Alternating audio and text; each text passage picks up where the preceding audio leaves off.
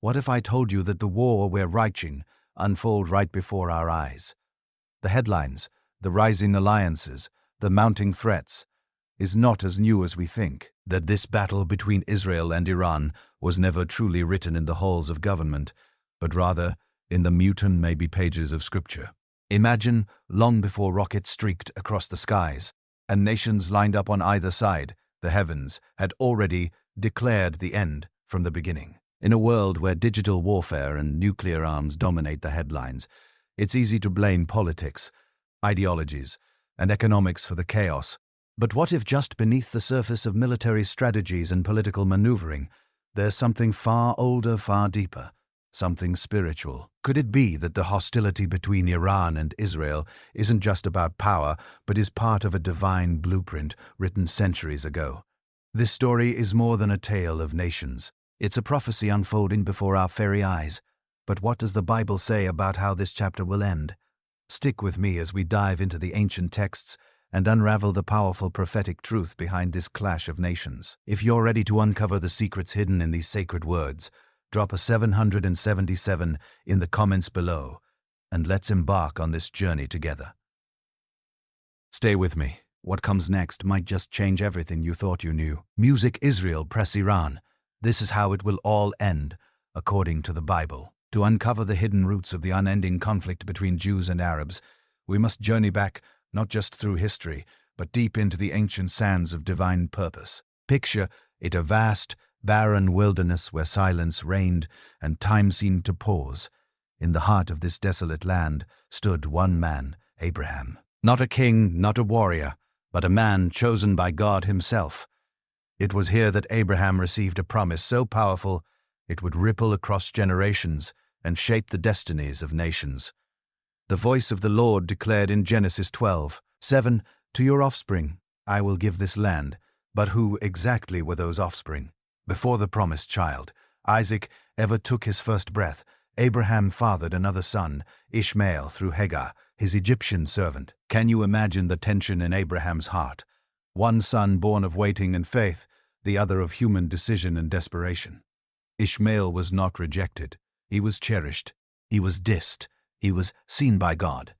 In fact, the Lord spoke clearly in Genesis 17:20, 2:1. As for Ishmael, I have heard you. I will surely bless him. But my covenant I will establish with Isaac. Do you see the divine split? Two sons, two beginnings, two lines of destiny that would one day collide like fire and oil.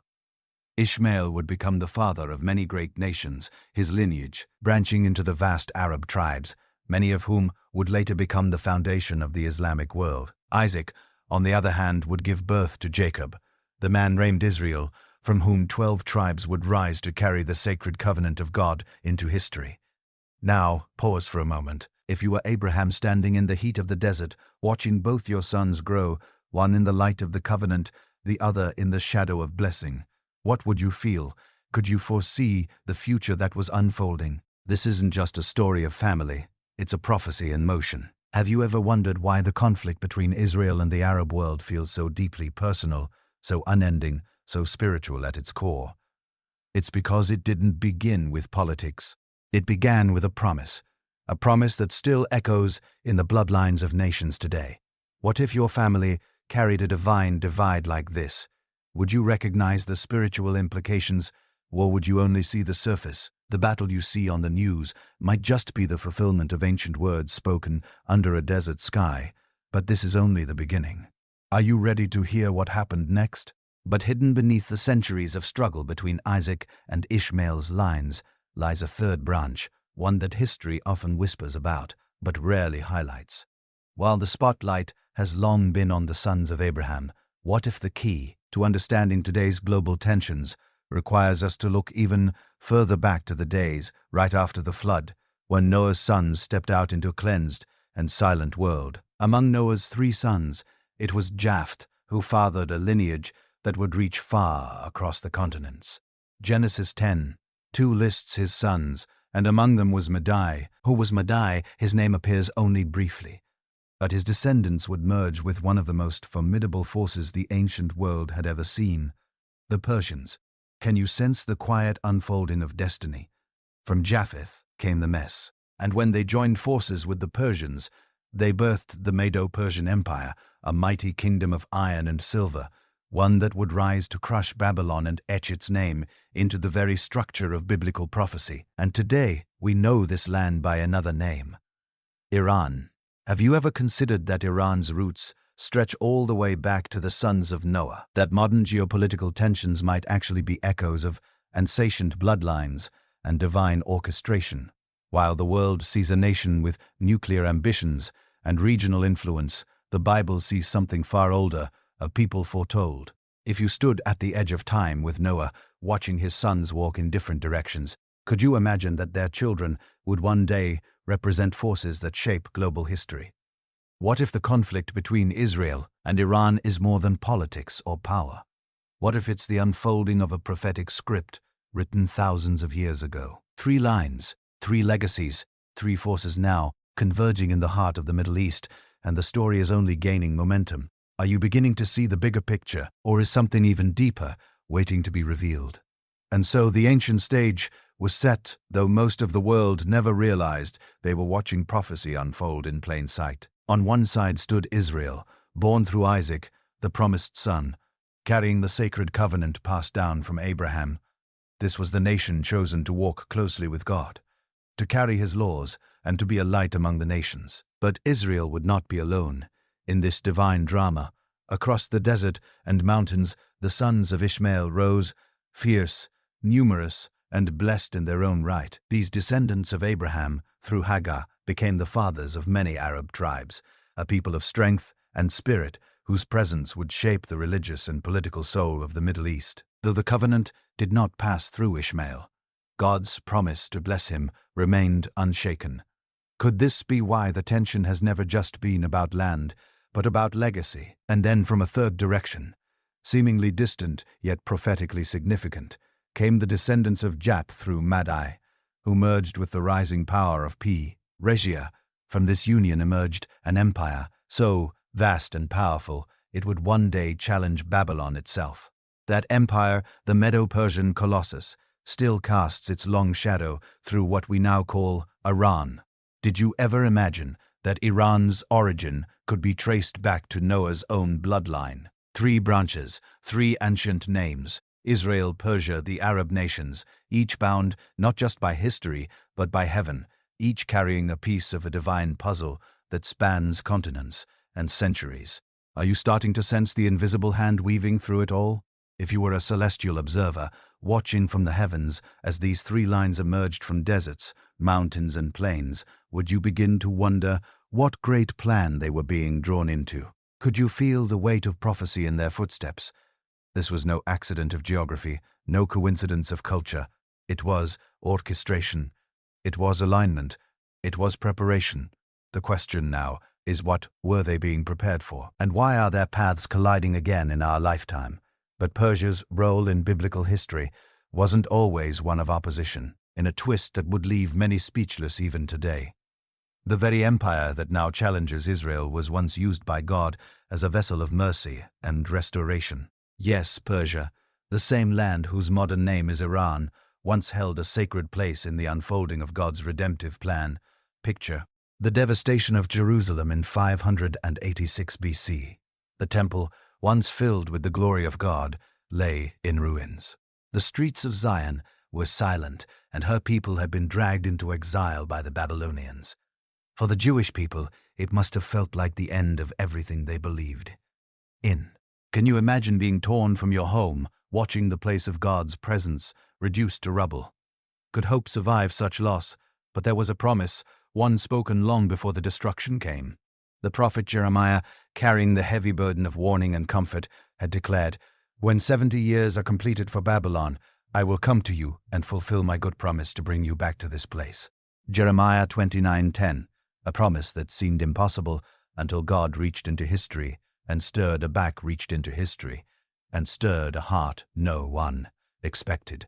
Enter Cyrus the Great, a pagan king, a ruler with no covenant, no Torah, no priesthood.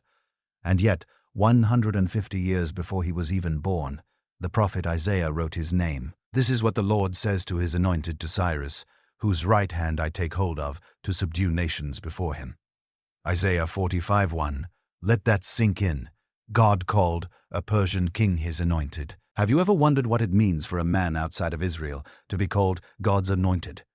What kind of authority must rest on a person when the Lord himself claims to guide their right hand? Cyrus would go on to overthrow Babylon. And, rather than enslaving the Jews, he did the unthinkable. He released them. He issued a decree recorded in the opening chapters of Ezra, permitting the Jews to return to Jerusalem and rebuild their temple. Imagine the sound of hammers ringing again on sacred stone, the laughter of exiles returning home, the fulfillment of prophecy in real time. Persia, the outsider, became an instrument of divine restoration. Through Cyrus, God revealed a profound truth. He is not bound by borders or bloodlines. He can use anyone, even a foreign king, to fulfill his holy purposes. If he could use Persia for good once, could he do it again? Or has something changed? What does this tell us about how God moves? And if he used someone like Cyrus, then is it possible? He is raising up unexpected figures, even now, figures the world least expects to shift the balance of history. Again, the story of Israel and Persia is not just about enmity. It's about the mysterious ways of a sovereign God who writes names into prophecy before their owners take their first breath. Are you beginning to see how deep the connections go? And could the ancient cycle be repeating this time in front of our very eyes? But Persia's role in this divine drama didn't conclude with the mercy of Cyrus. No, the story took a darker turn. One that still sends a chill down the spine of history. Years after the temple was rebuilt and the exiles had returned, the Persian Empire once again became the backdrop for a cosmic confrontation. This time the enemy was not outside the palace walls but within them. Under the reign of King Xerxes, also known in the Bible as Ahasuerus, a high-ranking Boeotian named Haman rose to power. His hatred was cold, calculated, and total. Hidden behind royal robes and courtly titles was a man consumed with a single terrifying ambition to wipe out every Jew across the empire. Have you ever considered how close the chosen people came to total annihilation? What if the entire future of Israel hung on the courage of one hidden figure? But God was already 10 steps ahead. Unknown to Haman, a young Jewish woman named Esther had been positioned inside the palace, an orphan raised by her cousin Mordecai, now crowned queen in a foreign land. Esther may have looked like royalty, but inside she carried the destiny of her people. And when the hour of decision came, she faced the ultimate test: remain silent and safe, or speak up and risk everything. Mordecai's words in Esther 4:14 still resound across centuries. Who knows but that you have come to your royal position for such a time as this? Have you ever wondered if your own position, your job, your influence, your platform was divinely appointed for a purpose greater than yourself? Esther chose to act. She exposed Haman's plot before the king, and her brave right turned the tide. The Jews were saved. The enemy was defeated, and once again Persia became the unlikely battleground of deliverance. But beneath the miracle, a darker truth lingered, one that never truly left. A spiritual tension had begun to take root. What had once been a land of restoration under Cyrus had now birthed a plot of extermination under Haman. The same soil that once carried freedom now carried a seed of destruction. And that seed, it did not die. Isn't it strange how history can shift with the rise of one heart, whether for good or evil? And what if the spirit that once moved through Haman never really vanished, but waited in silence, looking for its moment to return? Centuries passed, but the shadow remained. Persia would rise again, not with scrolls of liberation, but with words that echoed ancient hatred, not with decrees of return, but with cries of annihilation. Could it be that the past is speaking to the present? And if so, are we listening? The story isn't finished. In fact, it may just be beginning again. Do you see it, or are you still looking at Persia as merely a place on the map? In 1979, history took a chilling turn. The ancient land once known as Persia, the empire that once freed the Jews under Cyrus and later threatened them under Haman, was reborn with a new face. This time not as a monarchy, but as a theocracy. The Islamic Revolution swept Accra, Iran, like a storm, toppling the Shah and raising a new banner over the deck. One not merely political but deeply spiritual. A regime rooted in Shiite Islam emerged, carrying not only national ambitions but an apocalyptic vision. From its earliest proclamations, the new Iran declared an unshakable mission: the destruction of Israel. Can you imagine a modern government whose founding documents are infused with the ancient hatred? Iran's leaders began to call Israel the Little Satan, a title soaked in contempt and religious symbolism. Their vow to erase her from existence, to cleanse the land of the people once promised by God himself. And this wasn't just empty rhetoric. Iran's support of proxy groups like Hezbollah and Hamas transformed words into weapons. Through funding, training, and arms, Iran has fueled fires of terror across the Middle East. These groups do not merely oppose Israel. They exist in part to fulfill Iran's unspoken prophecy, to strike at the covenant people through the shadows. Their very constitution denies Israel's right to exist, not negotiate, not coexist, but to exist. But beneath the military strategies and political speeches, can you feel it? There's something darker, something ancient at work. What kind of power compels a nation to craft its identity around another nation's destruction? Is it just politics? Or is it prophecy resurfacing? What if this prophecy resurfacing? What if the spry irit that whispered to Human now echoes through modern microphones and missile blueprints? What if this isn't just a regional feud, but a spiritual war stretching back to the desert cries of Ishmael, the promises to Isaac, and the rising voice of Japheth's sons? If you lived in Israel today, knowing that your enemies are not just at your borders, but in the pages of ancient prophecy, how would you pray? How would you prepare? How would you prepare? Iran's transformation in 1979 wasn't just a change of power, it was an ID shift in spiritual atmosphere. And while the world sees political conflict, those with eyes to see might discern something deeper. The stage is being set again. The same soil that once held deliverance and destruction now trembles with prophetic tension. Can you sense it? The ancient players have returned to the stage, and the final act may be closer than we think. Hidden deep within the pages of Daniel lies a revelation so profound most overlook it entirely. In chapter 10, we find the prophet in a moment of intense spiritual desperation. For 21 days, Daniel fasted. No bread, no wine, no meat, seeking understanding from God. But heaven seemed silent. Why the delay? Had his prayers gone unheard? Then suddenly, an angel appeared, radiant and breathless with urgency, and what he said shattered the boundary between the physical and the spiritual. The prince of the Persian kingdom resisted me 21 days. Daniel 10:13. Wait, what prince? Daniel lived in exile under the Persian Empire, but this was no earthly ruler. This was a spiritual principality, a dark force assigned to Persia, powerful enough to delay a heavenly messenger. Can you grasp the weight of that? Behind Persia, there was a demonic intelligence, a territorial spirit, influencing the direction of kings and kingdoms.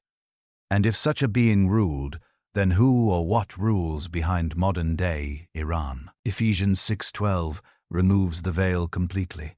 For we wrestle not against flesh and blood, but against principalities, against powers, against the rulers of the darkness of this world. The real war, then, is not in parliaments or on battlefields. It is waged in the invisible realm, where ancient spirits whisper into the hearts of leaders, where darkness manipulates policy, where hatred is inflamed not by strategy, but by spirits. Could it be that the same prince who resisted the angel in Daniel's day still stalks the land today?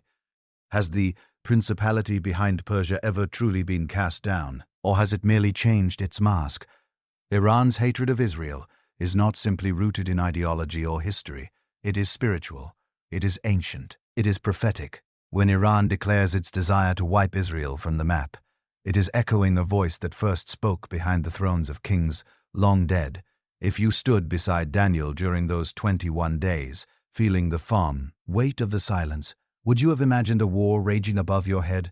What if your prayers today are contending with the same darkness? This is not just about nations. It's about realms. It's about prophecy. It's about kingdom of darkness that has opposed the covenant people from the beginning. And now, That battle is coming to a boiling point. Are we paying attention, or have we been distracted by the surface while the real war is being fought just beyond our sight? Ezekiel 38 opens like a prophetic storm cloud, rolling in from the edges of time, dark, foreboding, and undeniable. In this ancient chapter written thousands of years ago, the prophet describes a terrifying vision. A vast coalition of nations rising in unison against one small sacred land, and at the heart of this alliance, standing boldly among the aggressors, is none other than Persia, modern-day Iran. Persia, Cush, and Put will be with them. Ezekiel 38:5. The names may sound ancient, but their modern echoes are unmistakable. But Persia is not alone. Marching beside her are nations from the south, regions known today as North Africa, and from the far north, a strange and powerful figure emerges, Gog, from the land of Magog. Who is this Gog? His identity has stirred debate for generations. Some scholars trace him to the areas near modern-day Russia or the steppes of Central Asia. Others see him as a broader representation, a symbolic leader of a global anti-Israel alliance. Can you imagine such a coalition forming today? A confederacy that includes Iran, North African powers, and North African powers, and Northern giants, uniting not for peace, but with a singular deadly objective to wipe Israel off the map. What would compel such diverse nations, different in culture, language, and politics, to come together in violent unity? Could the answer be found not in diplomacy, but in destiny? Ezekiel's vision isn't vague or poetic. It's chillingly specific, a massive organized force advancing toward Israel in the last days. The purpose, total destruction. The motive, opposition to God's covenant. If you were living in Israel today, watching alliances tightened and hostilities grow, would you feel the shadow of Ezekiel's words creeping closer? Could we be standing at the threshold of the very prophecy spoken over 2,500 years ago? And here's what's most unsettling. This isn't just a geopolitical scenario.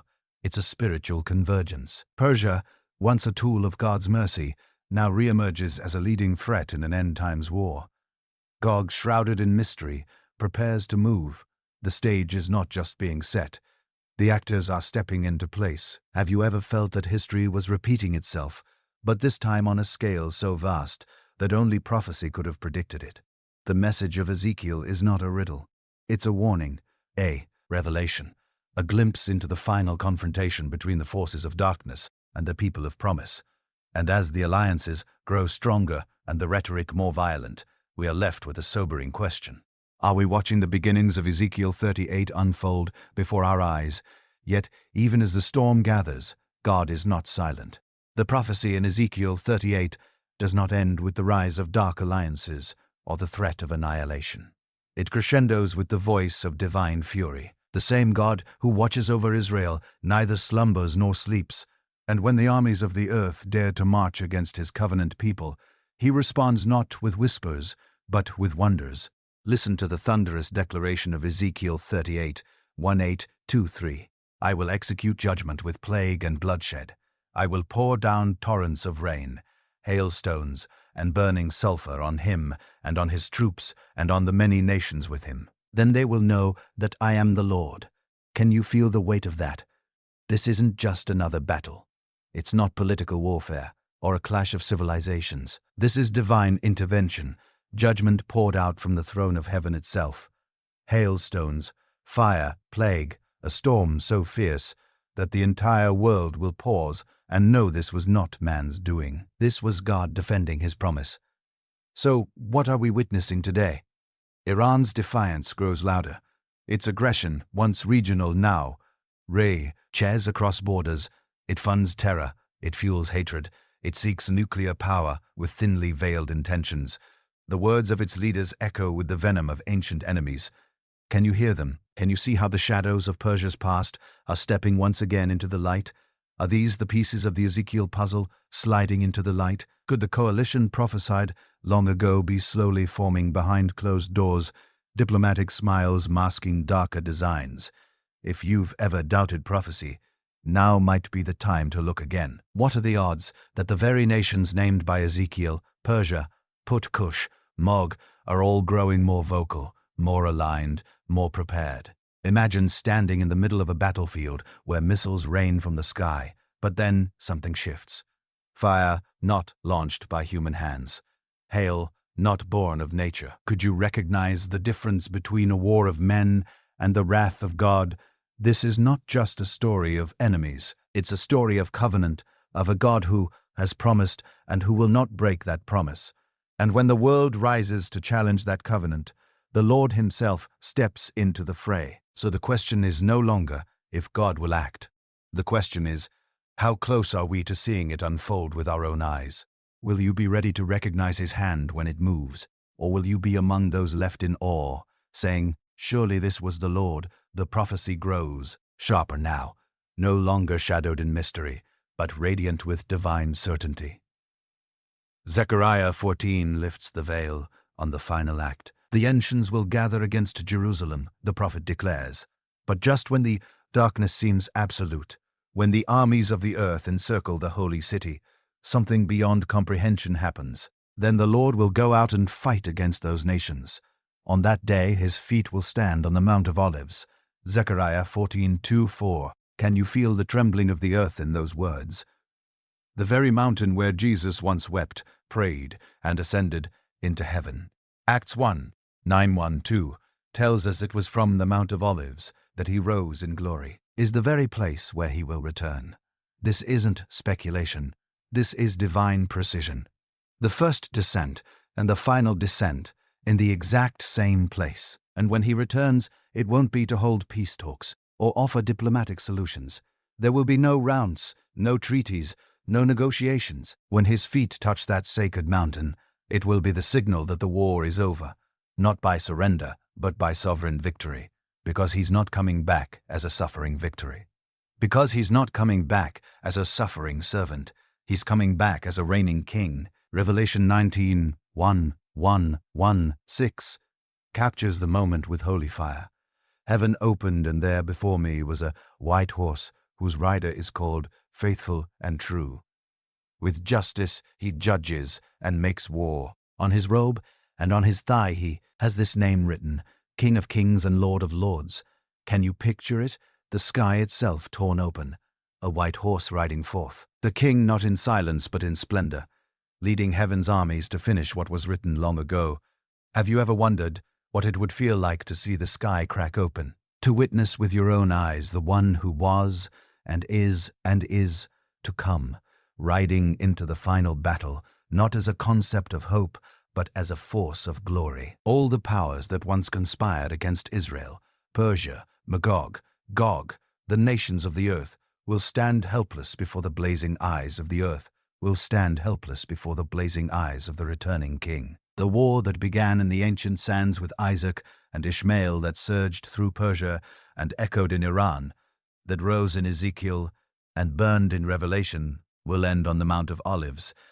And it won't end in destruction. It will end in dominion, in glory, in the reign of the King whose name no man dares to speak in vain. Are we watching the signs unfold now? Are we nearing the moment when heaven opens and prophecy becomes reality before our very eyes? Because when he comes, every knee will bow, every eye will see, and no force on earth or under it will stand against the one whose robe is dipped in blood and whose name is victory.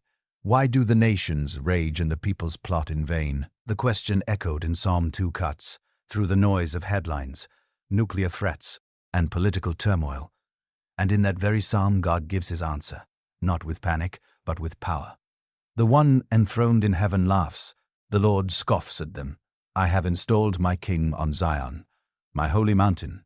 Do you see it? The world may tremble, but heaven does not. The nations rage. Iran rises with boldness. Alliances grow darker. Prophecies converge in plain sight, yet through it all, the throne of God remains utterly unmoved. Not one plan of man or demon will overthrow what has already been decreed.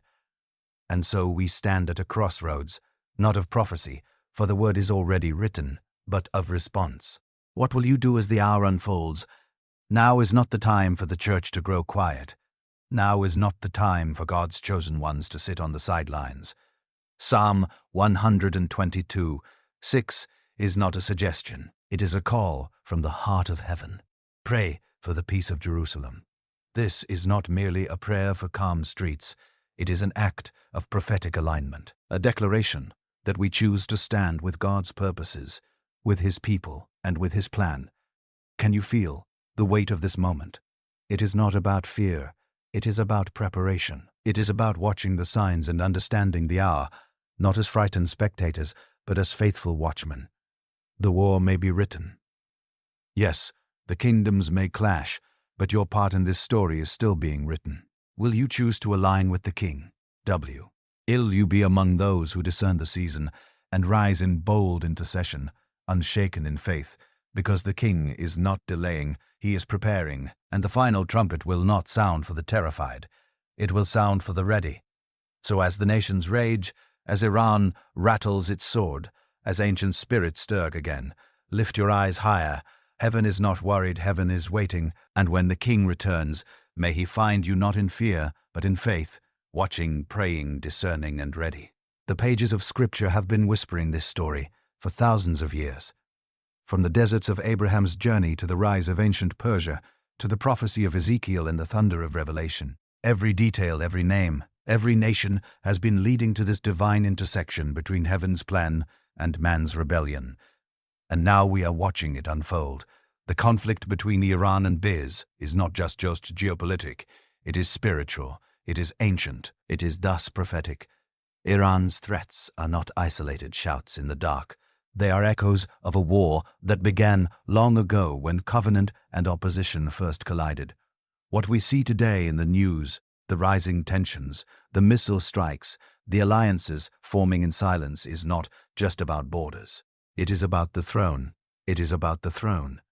It is about the King. But through all the chaos, one truth remains unshaken. God reigns. The one who installed His King on Zion is not pacing in worry. He is seated in authority, and that King, faithful and true, is coming back, not to negotiate, but to reign. So, what do we take from this? What do we carry into our hearts as we see prophecy walking toward us in real time? You are not powerless in this war. As part of the body of Christ, your prayers matters. Your voice matters. Your discernment matters. Psalm 122:6 wasn't given for times of comfort. It was commanded for times like this. Pray for the peace of Jerusalem. When you pray, you align yourself with heaven's decree. You stand in the gap. You prepare the way for the return of the King. Let this moment stir something in you. Let it awaken your spirit. Don't just be a spectator. Be a watchman. Be a watchman. Be a warrior in prayer. Be a voice crying out for truth, for justice, for mercy. Be someone who says, I see the signs. I hear the call, and I choose to stand. Because though the war may be written, your response is still unfolding, and heaven is watching. If this message stirred something in you, don't let it end. Here, comment below with, I stand with the King. Let your voice be heard. Pray for Jerusalem. Intercede for the nations. Stay ready for His return. Like this video. Share it with someone who needs to see the bigger picture.